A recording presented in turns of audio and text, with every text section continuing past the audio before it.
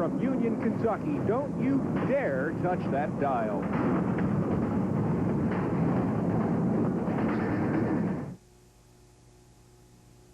This race, we've got 24 hopefuls chasing the checkered flag tonight. Let's take a look at tonight's starting grid for the North-South 100. On row 1, Wendell Wallace from Batesville, Arkansas, the Monday Trucking GRT Monte Carlo, and to his right, Scott Bloomquist from Mooresburg, Tennessee, the Miller Brothers Cole Warrior Mustang.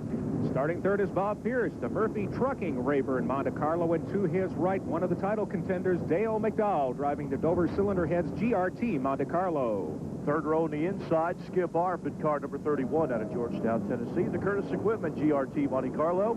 On the outside of row 3 in car number 24, Rick Eckert out of York, Pennsylvania, the Rayvest Rocket Grand Prix.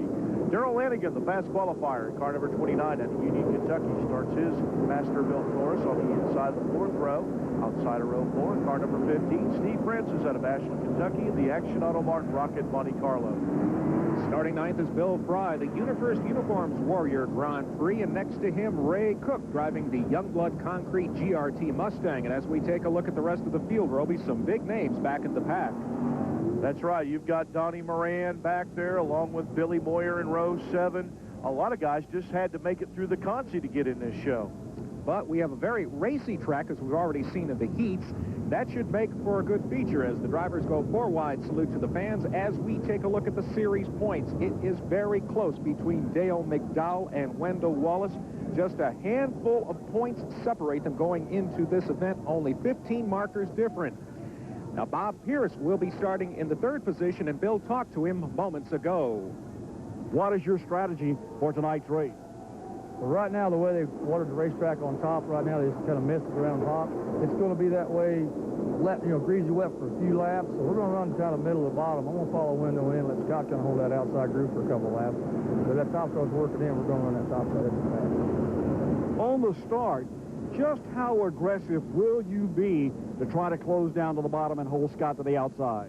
Well, I'm going to stay right on Wendell's bumper. I'm going to have to. Scott's not known to really run the bottom a lot. I mean, he will if there's a lot of traction down there. He's a little bit loose in the middle, but he likes to run that middle to keep momentum. So I don't think he's going to come squeezing us down in there, but I'm going to stay right on Wendell's bumper.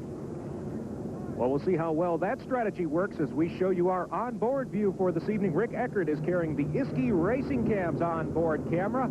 The field is getting all set to rock and roll for 100 laps around Florence Speedway. The front row starts the field. They're waiting for Clifford Brabsome up in the flag stand to turn them loose. They're in the tux. This is a special event, and we are underway for 100 laps, the North-South 100. Field working through turns 1 and 2 on the opening lap, and Scott Bloomquist will grab the lead down the back straightaway. And just as Bob Pierce said in that interview, stuck right on Wendell Wallace's back bumper, and in fact gets underneath him down the front straightaway. And they will stay 2 wide going back into the first corner as Bloomquist leads that first lap. Rick Eckert has a great view of what's going on directly in front of him in that battle for second. He's in the 4th spot. A lot of groups for these drivers to pick from. You can see the blackness of the racetrack. It hasn't taken any rubber, but it is hard slick from top to bottom, and they can move these 750 horsepower late models anywhere they want to go on a surface like this, Mark. As opposed to that inside guardrail through turns 3 and 4, you see those tires, so they've got to be really careful, as it looks like Pierce will give it to him by half a car length at the line for second, but in the battle for 5th, it's a good one between Francis and Dale McDowell. Dale McDowell is second in the point standings, and there he got up over the berm a little bit, but he set it back down, did not hit the Ute tires down on the inside. He's trying to get underneath Francis. He has got to stay with Wendell Wallace in an effort to keep his championship hopes alive. Dale McDowell opened the season with 5 wins in the first 10 races, but has been in a victory drought ever since. Meanwhile, that battle for second has not sorted itself out yet. Bob Pierce in a brand new Rayburn automobile. He got the car from C.J. Rayburn. It was the standard Rayburn car, which is called a swing arm rear suspension. Bob Pierce made some modifications to that in that he put a 4-bar suspension on the left rear corner of that car, and it utilizes a swing arm type rear suspension on the right rear corner. So a very unique setup for not just a Rayburn car or a 4-bar car, but any type of race car. Now back in the pack a little bit further, as we've just gotten chassis 101 from Roby Helm. We've got the 66 of Bill Fry, the 11 of Clint Smith, and Billy Moyer in the 21 directly behind. This is a battle for position.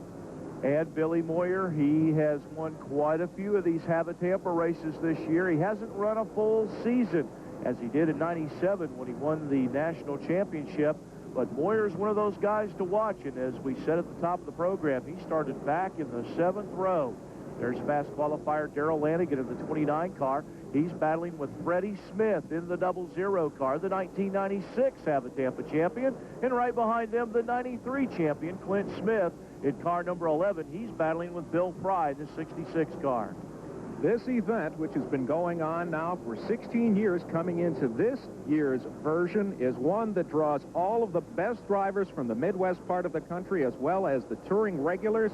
Drivers like Donnie Moran, who sometimes step into the Have a Tampa series, is out there tonight, and we expect good things out of him. He always runs well in this part of the country, but this is the one we're watching here, as Freddie Smith still winless. And who would have believed that, Roby, this late into the season? That's exactly right. Freddie Smith has won a couple of unsanctioned races.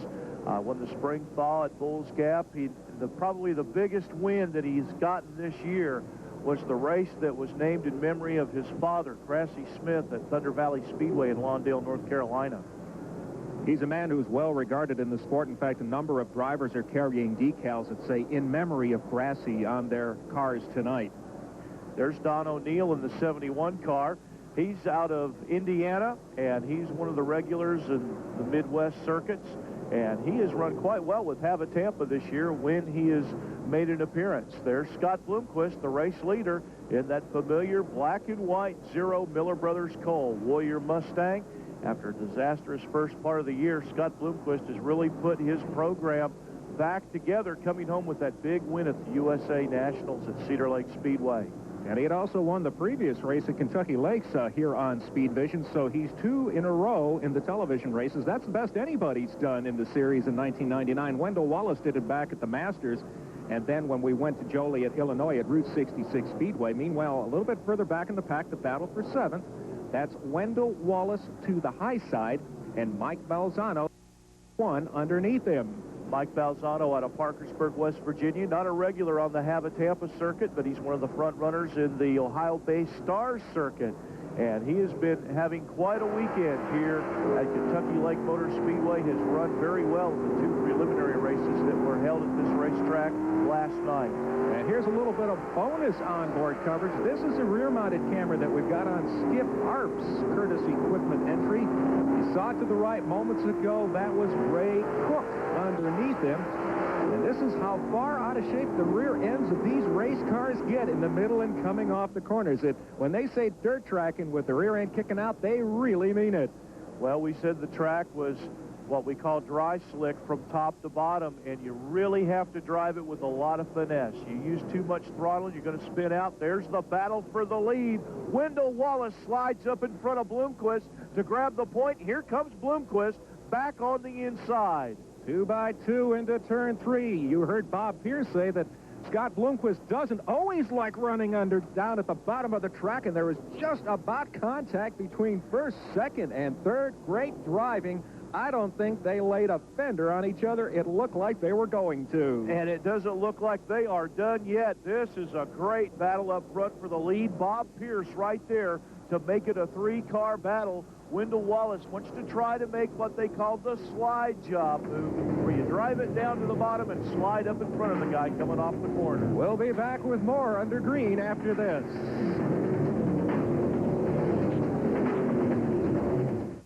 And welcome back to Florence Speedway in Union, Kentucky. It's about 25 miles southwest of Cincinnati, where Scott Bloomquist has been fending off several serious challenges from Wendell Wallace in the battle for the lead, but the tall, cool one is right behind him, Bob Pierce.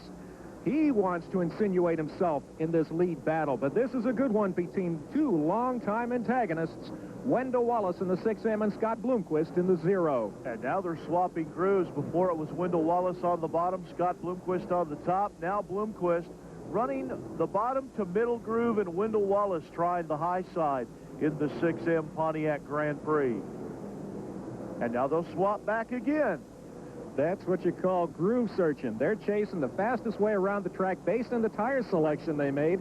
Doesn't look like the fast way for Wendell, maybe right at the bottom of the track. Looks like he needs to be in the middle groove as well. Well, when you see these drivers move up and down the banking of the Speedway and they're groove hunting, what their crew is doing, they've got the stopwatch on him. They're timing him lap after lap and relaying that information back to the driver on what part of the racetrack he's running the fastest. He might run faster running low in 1 and 2, high in 3 and 4. There's a battle for position. Mike Balzano getting right down on the bottom of the racetrack, trying to go underneath Dale McDowell as they chase down Steve Casebolt in the C9 car. And that car may dictate just exactly how this plays out, and Balzano is able to take the position from Dale McDowell. Every position becomes important at this point in the season, particularly between the top 4 drivers in the title chase. Wendell Wallace is in front, but by only 15 points.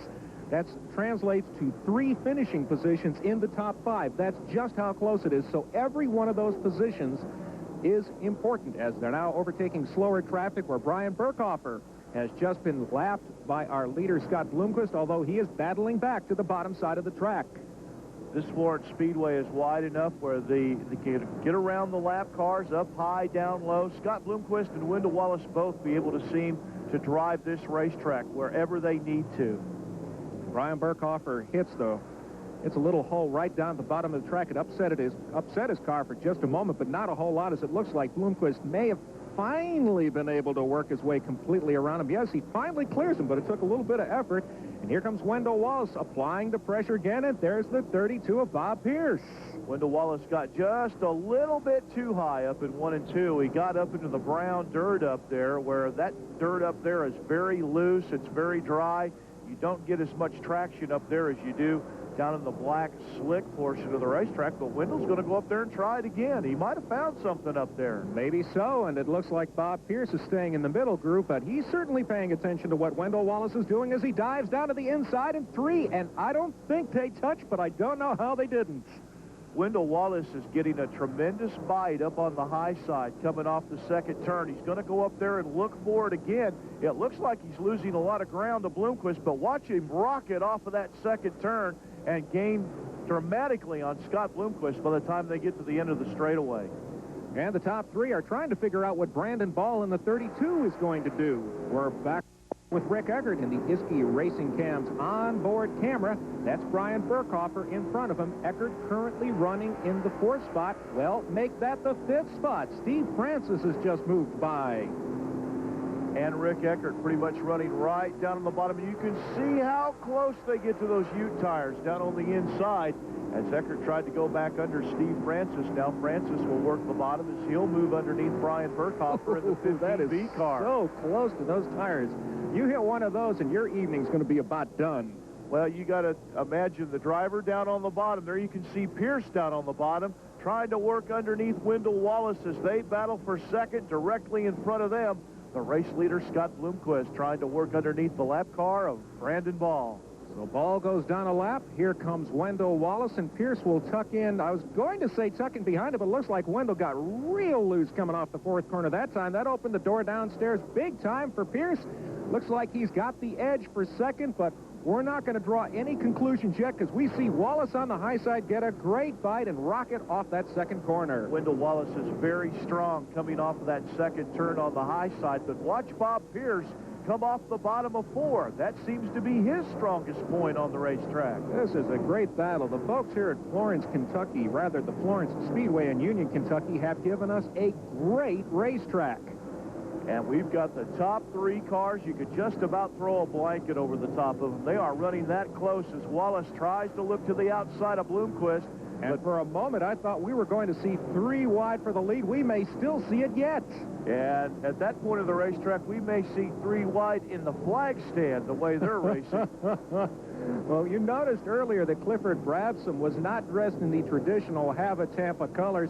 Was that, we got a battle for the lead. We'll finish that story in a moment as Wendell Wallace has gone to the high side. Bob Pierce, it looks like he may try it down low. They're 3 wide for the lead off of turn 2 down the backstretch. And Wallace takes the lead. Yes, what a great race we got. Look at Pierce, and Bloomquist is charging back. Now it's going to be Pierce trying to take the point as Scott Bloomquist in one lap has gone from first to third. I guess he just couldn't hold his breath that long, because that was some exciting action up front for the lead.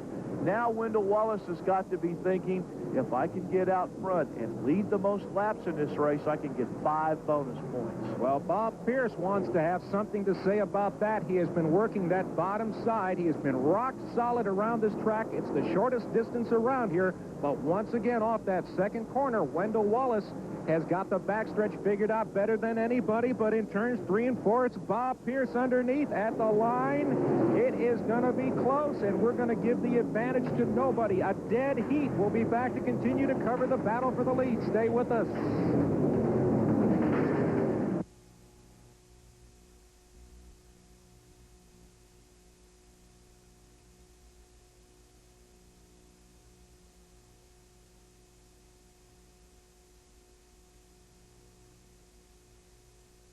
Check out the Have a Tampa website at haveatampaRacing.com for all the very latest information from the greatest late model show on dirt.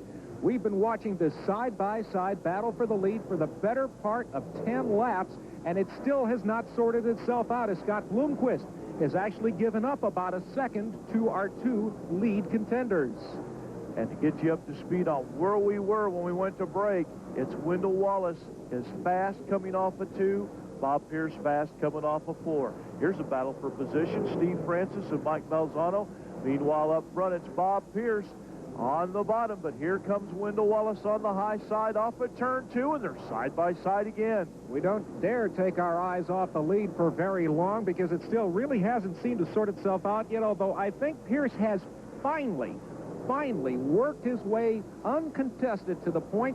The next car he'll be working on is the 99C, the 10-10-220 car of Rick Auckland.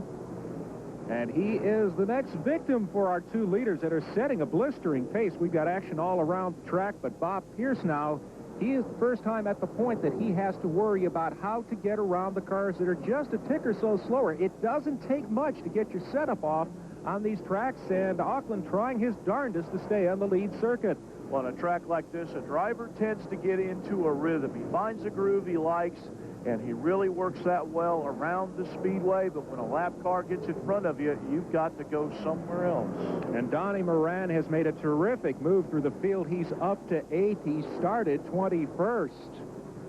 Donnie Moran might be one to watch. He runs very well at this racetrack, as does Bob Pierce, as he continues to work the bottom. And now Rick Auckland has gone to the bottom to give Wendell Wallace room, and that's going to be a break for Wallace because he was running very well up on the high side. There's Donnie Moran moving underneath Dale McDowell to pick up yet another position. And he shows the wear and tear of working his way through the field, but obviously not affecting the handling on that 99 car.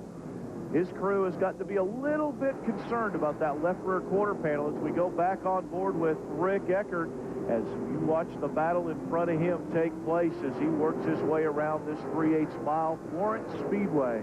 Now, he was 4th the last time we went on board with him. He has now dropped to the 9th position, so he is going backwards through the field. On board with Skip Arp, who is trying to maintain the lead lap.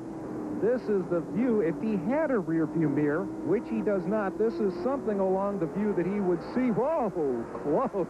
That's how close they run, and you can also, if we can, well, we're out of that shot, but if you could hear that throttle control that he had, how they picked the throttle up coming off of the corner, you have to drive with a lot of finesse and work that throttle as Mike Balzano and Steve Francis are battling side by side for the 4th position. Well, I thought Balzano caught those inside tires there for just a second. His car got out of shape, but he's got it back underneath him. And Francis is taking the Wendell Wallace line, but it looks like Balzano has the quicker way around the track. In fact, this looks just like that lead battle a few moments ago. It certainly does. You can pick a high groove, a low groove. The low groove will work well at one part of the racetrack. The high groove works well at another point around the speedway, and that's what we've been seeing with Bob Pierce and Wendell Wallace, and now Mike Balzano and Steve Francis. Here we're back on board with Skip Arp. Listen to the throttle.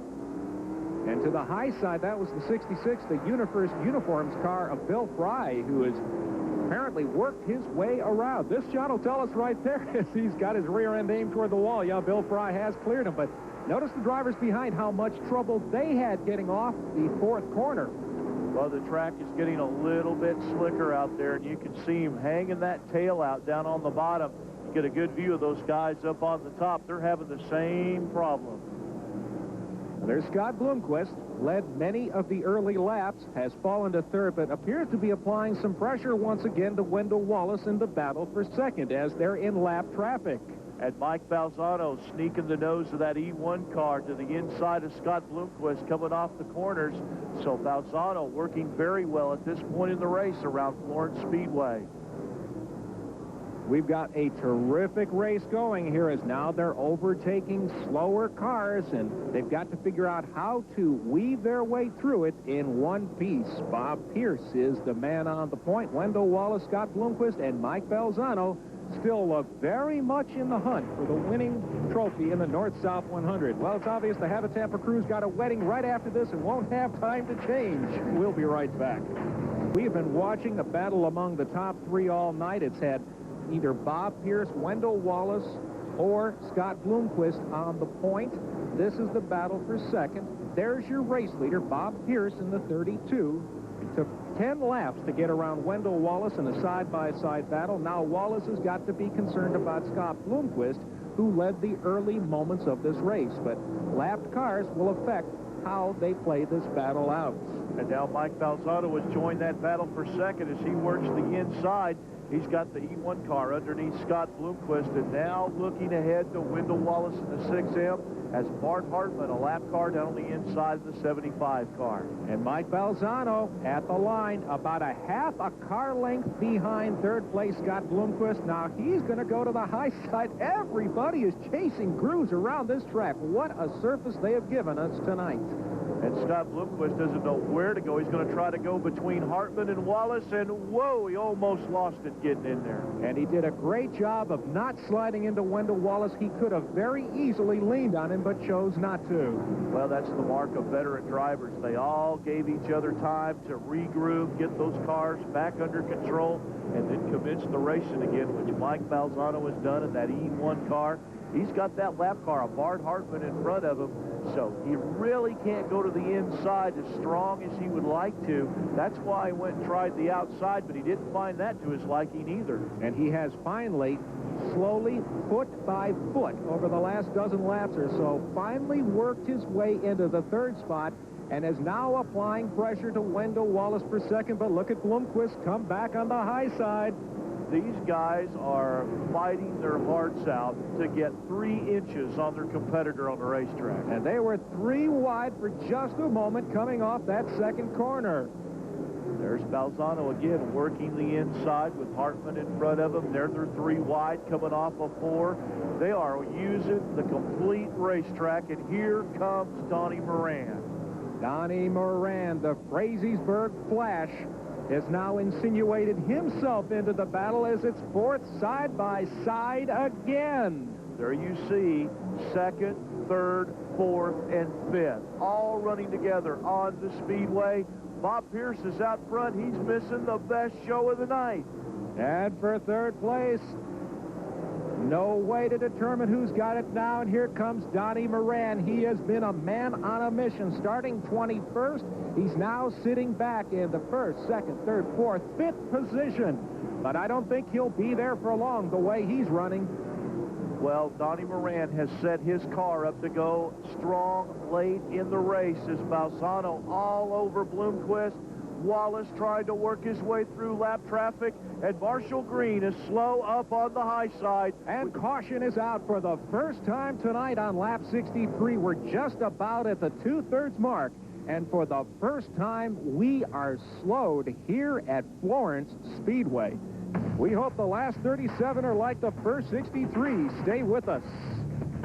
The series is tire choice, and the top 5 drivers look like they have made a great selection tonight. Please tell us why you're wearing the white tuxes here in Florence Speedway. It is a tradition, a standing tradition in the 17th annual North-South 100 that the track announcer and the flagman wear white tuxedos. I was hoping they would give me the white sequenced Elvis jumpsuit but we'll have to shoot for that next year. We'll drop that right there and go back to green flag racing. We will spare you that at home, folks, as we are underway once again with Bob Pierce on the point. Clint Smith is a lap car, as is the 19 car directly in front of our leaders, Gary Stuhler. But look at that battle for third as we got a car just about size. That's Donnie Moran, top 5 runner. Barely got that car collected back underneath him. Nobody hit him. We stay green. And let's take a look at that from Rick Eckert's point of view in a replay from the Iski Cam's in-car camera. There you see Moran right in the middle of that pack, had to woe it up, got the car sideways, and Eckert just made it around on the outside. It happens that quick. Half a dozen drivers did the same thing that Eckert did, and Donnie Moran is darn glad everybody was paying attention. He's not out of the hunt yet, but he has lost a number of positions. He's got to catch Darrell Lanigan first. He was our fast qualifier.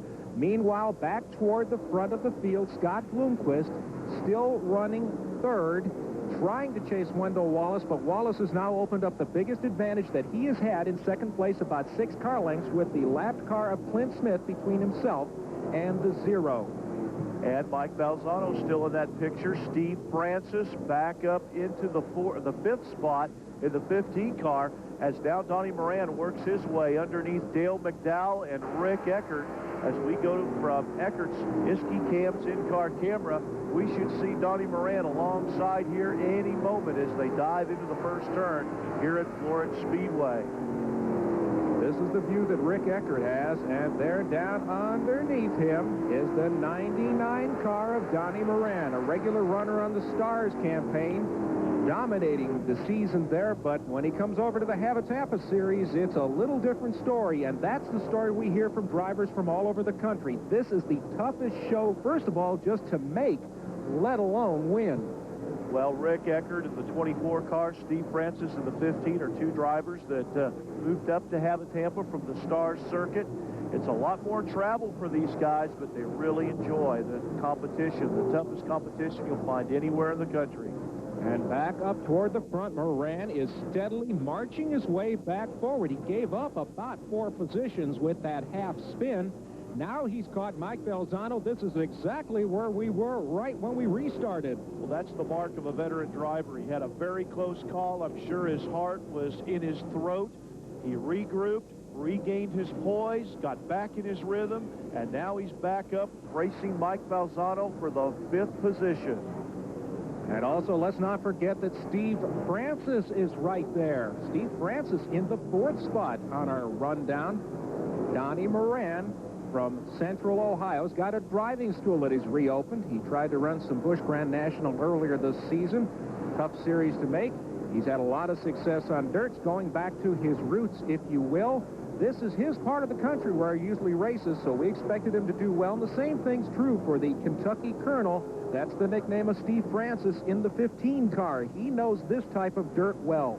He won the Ironman 100 for Tampa earlier in the year here, but he said the one that he would like to win more than that is the North-South 100. All the drivers from the Midwest consider this to be one of the premier events in this part of the country, and the United Dirt Track Racing Association in Tampa is proud to sanction this race in 1999.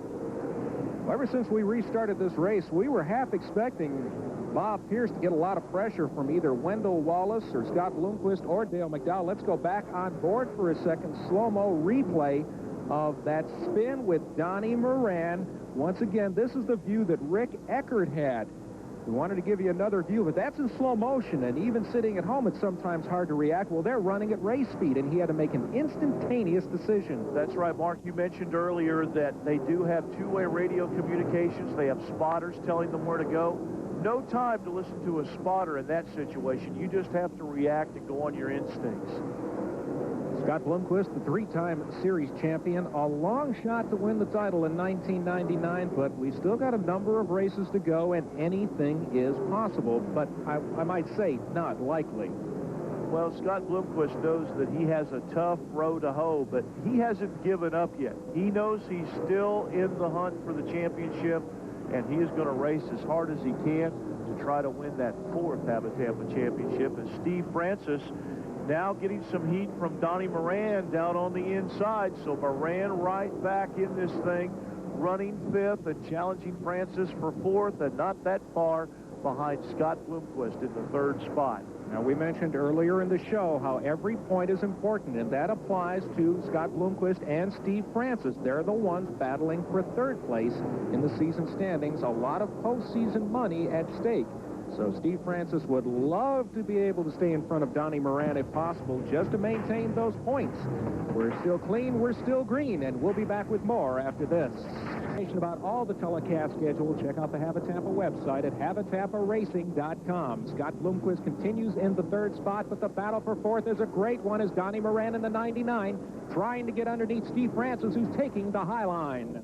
Francis using that high groove coming off the corner, has the momentum built up. Donnie Moran taking the short way around, but not necessarily for him at this point in the race, the fastest way around. He has to bind the car up a little bit, slow it down a little more to get off the corner. But Donnie Moran, now he'll go to the high side. It worked for Francis. He says, I think I'll give this a try. What a great race all the way around the Speedway. Bob Pierce, if you're just joining our telecast, battled for the better part of 30 to 40 laps to get into the front position. But there have been battles like this, side by side, high, low, all the way around the track among the top 10, and it has been a pleasure to watch these professional dirt drivers put on a clinic for the fans and you at home. Well, we mentioned that these drivers were battling back and forth, just battling for 3 or 4 inches on their competitor, but Donnie Moran did a half spin, lost about 4 or 5 positions on the racetrack just after our lap 63 restart, and he has battled his way all the way back to challenge Scott Bloomquist for 3rd. Imagine where Donnie Moran might be running right now if he had not had that half spin. He makes that pass for 3rd look easy. And he is pulling away from Scott Bloomquist, and now he's got to find Wendell Wallace, and then a long way up to our leader, Bob Pierce. He has checked out, and he has that new rear suspension technology on that C.J. Rayburn chassis, half swing arm, half 4-bar. It's working. Can you put that into English for the layman? What does that mean? Well, you have rods that connect the rear end assembly of the car to the chassis. A swing arm will hook one part of the rear end to in front of the axle to the chassis. The upper rod will go to the back part of the chassis behind the rear end. Your standard 4-bar setup has 2 parallel bars that hook the rear end forward to the chassis. And putting that in English, Bob Pierce thinks that will make him go faster. And it definitely is tonight here at Florence Speedway. He had a tremendous battle earlier as we look on board with Rick Eckert getting very close to those Ute tires on the inside. Can you imagine his sitting on the left side of the car with your nose just that close to those tires? Well, 9s were wild there for a moment, the 299 cars battling. Unfortunately, Rick Auckland is a lap down. Donnie Moran trying to reel in 2nd place, but in the meantime, Steve Francis has gotten around Scott Bloomquist for the moment. Now Bloomquist is all the way to the bottom of the track. I don't think that's going to work for him. It hasn't in the latter portion of the race, and Steve Francis opens up a bit of a margin. And not only are they racing for position on the racetrack, they're also racing for positions in the point standings. Bob Pierce has got 10 more circuits to go. Nobody counted him out in the early. This would not be an upset victory, but it would be a wildly popular one in this part of the country. Bob Pierce working his way around the Speedway, has Skip Arp directly in front of him in the 31 car. Skip Arp carrying that camera out of the back of his car. There you see Pierce looking to the inside, and he will slide back up in front as they head down the back straightaway, or that's the front straightaway here at Florence Speedway. You get a good look at that capacity crowd. So Pierce moving up. He's going to be very careful going through the lap traffic. He has a big lead. He does not want to make any mistakes that could cost him time on the Speedway, because it looks like he has a big lead. But if he has to slow that car down considerably, Wendell Wallace will be there in a hurry. Well, it looks like Pierce is going to go down to the inside of Skip Arp, not ready to give up his rhythm, and that's one of the things that's really important. If you get a rhythm, even if you come up on a car that's a little bit slower, you don't want to break what you've got built up so far. But look at this. Moran has closed on Wendell Wallace, and we've got a battle for second. Mark, you said it all earlier. If Donnie Moran didn't have that half spin earlier, who knows where he would be running now, because he is now working on Wendell Wallace for second. Bob Pierce is out to over a full straightaway lead over these two, but Moran has really hit the setup right on that number 99 Pontiac Grand Prix. He has been running strong all night long, up high, down low. And He'll choose the bottom. Second. He'll wow. slide up in front of Wallace, and he is on his way. But it looks like he is going to run out of laps to try to chase down the tall, cool one, unless we have a caution late in the race. And that's the only hope that Donnie Moran has at this moment, is Bob Pierce about to lap Billy Moyer, and that is not something you see very often. Donnie Moran has done so well. He has been the second best car in the racetrack, no doubt about it. As Skip Arp, you can see what's happening to the rear end of his car. He's sliding up and out of the way. He's also hearing from his spotter that there are cars that are coming on to him that are on the lead lap, and he does not want to affect the outcome of this race as Bob Pierce goes to the inside of the 1997 Tampa Series champion, Billy Moyer. Just a few more circuits to go. 2 laps to go for Bob Pierce. The Oakwood, Illinois driver has put on not only a driving clinic, but a setup clinic. He absolutely nailed it here at Florence Speedway. Yeah, this is going to be a big win for Bob Pierce. Earlier this year, he and his wife Angie, as he gets the white flag, were considering parking the car. They were out of money. They got some help from Murphy Trucking, some help from C.J. Rayburn. Put this car on the racetrack. He finished second first time out with it at Brownstown, Indiana, and Mark, bring him home. Off turn 4 for the last time. The checkered flag out for Bob Pierce. His first career half-a-Tampa victory. A dominating second half of the race for him. Second to Donnie Moran. Third to Wendell Wallace. Bob Pierce celebrating the victory, and a special victory not only for the money but for sentimental reasons. It was at Florence Speedway that Bob Pierce met his wife Angie. We will be back to talk to the happy winner. It is going to be a real celebration when he comes out of this car. Stay with us. The King family, who own Florence Speedway, gave the drivers a great race surface, and as a result, the fans got a great race. Bob Pierce off the track, headed to the scales. All he has to do now is make weight, and he will be officially declared the winner of tonight's event. Everybody down there high-fiving Bob Pierce. A very popular victory. He's got the car up on the scales as Jamie Fair and Richie Lewis down there supervising that. As the crowd looks on, they're awaiting Bob Pierce. He's cleared the scales. He's on his way to the victory party, and Bill Hennessy has an invitation.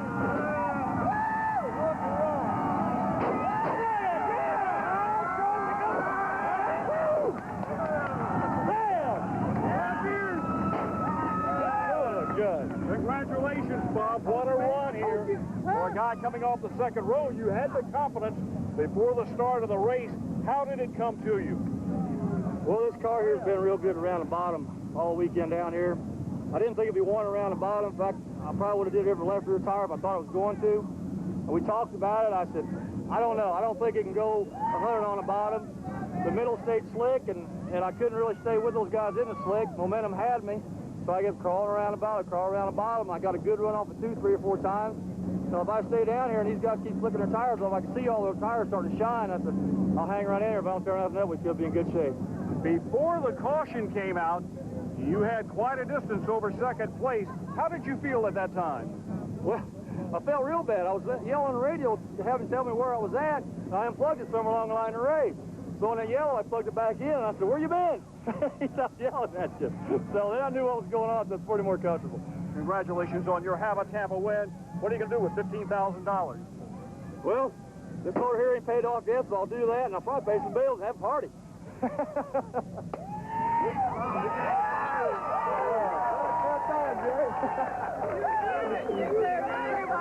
Oh, yeah.